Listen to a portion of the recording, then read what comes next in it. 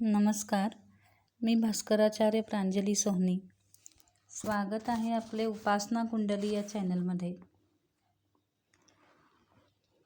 आज आपण मकर राशीविषयी माहिती घेणार आहोत. राशीस्वामी शनी असलेल्या राशीचक्रातील ज्या 2 राशी आहेत त्यापैकी मकर ही पहिली व कुंभ ही दुसरी रास होय. ही पृथ्वीतत्वाची रास असून चरवृत्तीची आणि स्त्री स्वभावी रास आहे. उत्तराषाढा नक्षत्राचे शेवटचे 3 चरण, श्रवण नक्षत्र आणि धनिष्ठा नक्षत्राचे पहिले 2 चरण या काळात जन्माला आलेल्या व्यक्तींची रास मकर असते. मकर राशीच्या व्यक्तींना यश मिळतेही, पण ते खूप उशिरा मिळते. त्यामुळे त्यांच्या मते त्या यशाला काही किंमत असत नाही. अनेक वेळा या राशीच्या व्यक्ती अपार कष्ट सोसून एखादं यश संपादन करतात, पण या यशाचा मनमुराद आनंद ते लुटू शकत नाहीत. एकतर या व्यक्तींना यश सहसा वेळच्या वेळी मिळत नाही, उशिरानं मिळतं. त्यामुळं या यशातील जो निर्णायक क्षण असतो किंवा जो आनंद असतो तो यांना संपादन करता येत नाही. आणि दुसरं म्हणजे या यशासाठी जी अतोनात दमछाक होते, त्यामुळे यशाचा आनंद मिळवण्यासाठी मनात आणि शरीरामध्ये जो उत्साह असावा लागतो तो सरून गेलेला असतो. आणखीन एक कारण असं की कामाचं ओझं दूर झाल्यानंतर मनाला आणि शरीराला जो रिक्तपणा येतो तो त्यांना सोसवत नाही. कारण मुळातच कर्मस्थानी ही रास असल्यामुळे त्यांना नेहमी आपल्याला कामात गुंतवून घ्यायची सवय असते. पुन्हा अशावेळी आनंद किंवा रिक्तता वाटून घ्यायला कुणीही जीवाभावाचं नातंही जोडलेलं असावं लागतं.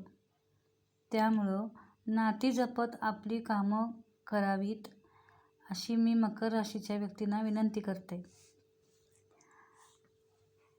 मकर राशीची व्यक्ती वेळोवेळी स्वतःला कामात गुंतवून घेते. त्यामुळे त्यांची तब्येतही प्रत्येक वेळेला साथ देईल असं सांगता येत नाही. तब्येतीच्या बाबतीमध्ये वेळोवेळी आपण लक्ष दिल्यास आपल्याला येणारे आजारपण हे आपण वेळीच कमी करू शकू. मकर राशीच्या व्यक्तींना येणारं आजारपण हे अतिव्यग्रता यामुळेच येतं. अविश्रांत काम करण्याची मनोवृत्ती या आजारपणाला कारणीभूत ठरते.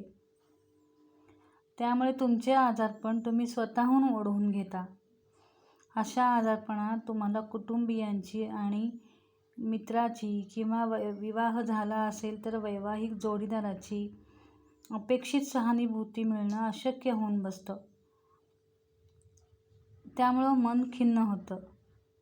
म्हणून कार्यरत राहण्याला एक सीमा ठेवा.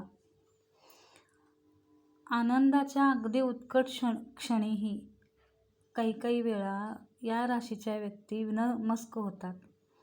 कारण आयुष्यभराची धडपड, तारांबळ, एखाद्या कार्यासाठी वाहून घेण्याची प्रवृत्ती, यश मिळवण्यासाठी केलेली यातायात हे सारं त्यांना काही वेळा व्यर्थ वाटतं. आणि मग या व्यक्ती आपल्या आयुष्यातील मानसिक पोकळी भरून काढण्यासाठी आध्यात्मिक वळणाकडे वळतात. अनेकदा वयाची 50शी ओलांडल्यानंतर खूपदा या राशीच्या व्यक्ती परमार्थाकडे झुकू लागतात. ही एक प्रकारची मानसिक क्रांतीच म्हणायला हवी.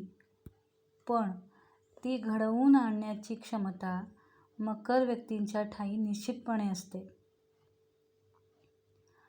आणखीन काही सूचना या राशीच्या व्यक्तींना आवर्जून कराव्याशा वाटतात. त्या म्हणजे प्रवासामध्ये किंवा वाहन चालविताना, एखादं जोखमीचं काम पार पाडताना पुरेशी काळजी बाळगा. जीव धोक्यात घालून एखादं शक्तिबाहेरचं साहस करू नका.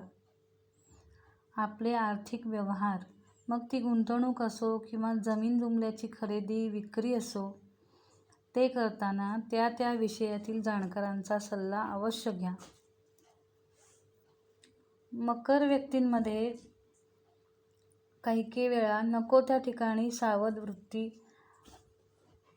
आढळते. या बाबतीमध्ये आपण जरा धीराने काम घेणे गरजेचे आहे.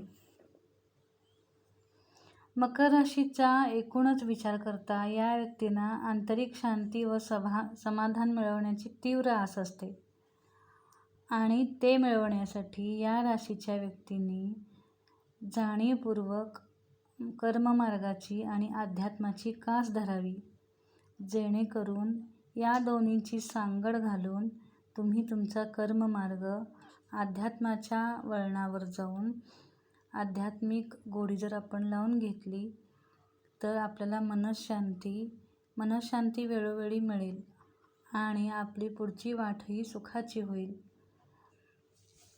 आज मी तुम्हाला जे काही सांगितले ते मकर राशीविषयी,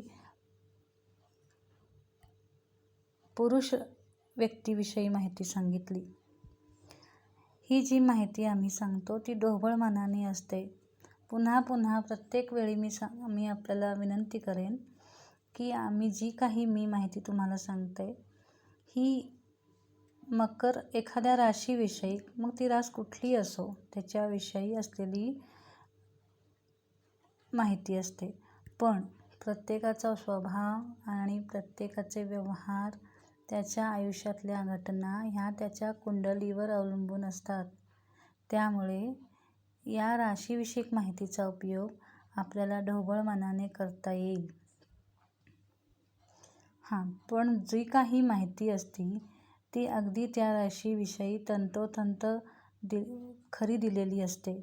त्यामुळे आपल्याला स्वतःचे वाहन, वास्तुयोग, वास्तूतले दोष, विवाहाचे वय किंवा सर्व्हिस आणि नोकरी यामधला जो निर्णय घेताना आपल्याला असं वाटतं की सर्व्हिस करावी किंवा नोकरी करावी, आणि आपत्ती योग, गंडांतर योग, एखाद्या पत्रिकेतील चांडाळ योग, वास्तूतले दोष हे जर आपल्यास जाणून घ्यायचे असल्यास कमेंट बॉक्समध्ये आपली मते, सूचना किंवा आपली कुंडली मांडून पाठवणे.